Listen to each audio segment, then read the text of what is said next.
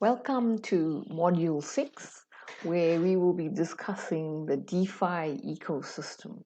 So currently, this is the space to be operating in, as the most gains are to be made in the DeFi ecosystem. So most of the market cap gain in crypto has been due to DeFi ecosystem. So let's go and have a look at the DeFi ecosystem. So if you look at CoinMarketCap under the DeFi currently holds a $1.39 billion market capitalization in terms of decentralized finance, meaning your decentralized exchanges, and the growth has been phenomenal.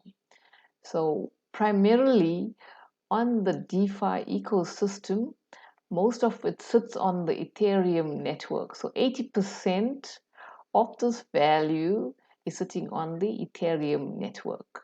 But more recently, this is being challenged by the other layer 1 chains. So for the likes of Avalanche, that's developing its own ecosystem within the DeFi. We've got Pancake Swap sitting on Binance Smart Chain, and the up and coming ones, more specifically,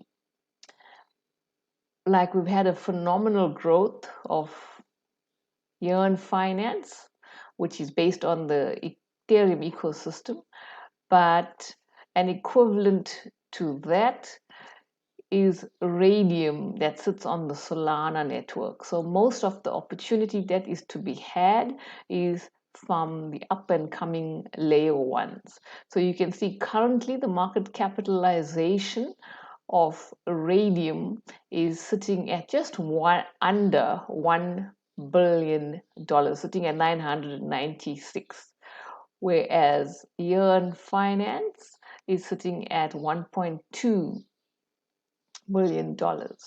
So there is a lot of growth that is currently taking place in the DeFi ecosystem. So that's mainly due to the DEXs that have been developed, and the Ethereum ecosystem is currently being clogged due to the number of transactions on the ecosystem, and scaling has been a problem. So Solana, where Radium is based in or sitting on top of the Solana network, has transaction speed of 50,000 transactions per second. So it's allowing for the decentralized exchange space where it's allowing some different functionality. So under yield farming, we had a look at it, but because under DeFi now, it's starting to mimic the old financial system or the current existing financial system, like the banks, etc. But we're matching the banks every step of the way in terms of what they offer. So we've got now a decentralized exchange where we can create liquidity pools, where we can go and loan our crypto like we would in the traditional space. We would deposit money in the bank and they'd use that to leverage and loan out to other clients. So the same thing's happening now on the DeFi eco space, and we're earning some fantastic yields. We are able to swap from one token or coin to another. So like how you would be traditionally in the banking space, you could swap from the euro to USD to Japanese yen, etc. The swapping technology is allowing liquidity where you can change from one coin to the other and gain benefit in terms of arbitrage between coins. And we've got a staking pool where you could go and stake your funds on a proof of stake system where you can earn interest via staking. So you can collateralize your coins where you could borrow against it. and you could use the money to leverage and buy other coins. So the space has grown so much, and now there's even companies that are offering in the DeFi space uh, insurance to protect your funds in the DeFi space. So there's companies like Nexus Mutual that's offering insurance. So they are matching the existing kind of financial ecosystem, and that is why the DeFi space has started to grow and progress. So it's actually very interesting. So I urge you to go and look at the DeFi space more closely.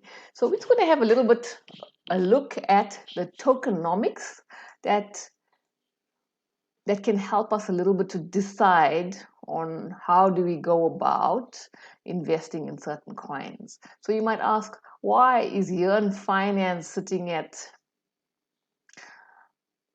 a high value of, oh sheesh, I don't know what it currently is at today, but might be sitting at a few $1,000 opposed to Radium sitting at $14.36. So if we look closely, the current market capitalization of Radium is sitting at, it's changed, it's gone to $1 billion market cap. So currently, we need to look at the supply. So the total maximum supply of Radium coin is sitting at 555 billion. And the maximum supply is the same. So currently there is 69 million radium in circulation. So you can see there's still a 13% of circulation that has already come into the market. So the supply is being restricted. So with time, as the supply gets more, the demand, it will impact the price. So also we need to look at some important statistics in terms of the total value locked in the system. You can see it's sitting at $1.66 billion. So although the market cap is 1 billion, but the value locked in is actually more than the market cap. So if you look at the market cap to total volume ratio, it's sitting at 0.6. So this will add to the value of the Radium network or Radium ecosystem, because we're getting money being locked in it and we're getting more liquidity, so that will bring more people into the system to earn yields, etc. So it's important that we look at this, and with time it's starting off, so it's a good investment because we still have some supply that's left to come into the system. So the price will, but as the supply gets restricted, the price will appreciate. So those are the kind of factors that we need to consider.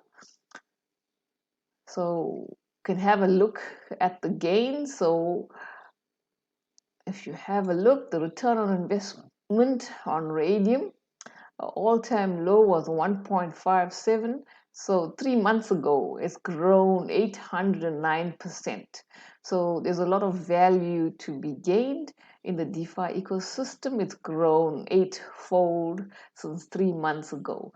So we need to find the new gems in the system, and we need to invest with caution, but there's a lot of opportunity in DeFi space. So yes, thank you for committing, and yeah, so do your research and try with a small investment, play around, and once you're comfortable and confident, you can invest more. So I look forward to seeing you in module 7,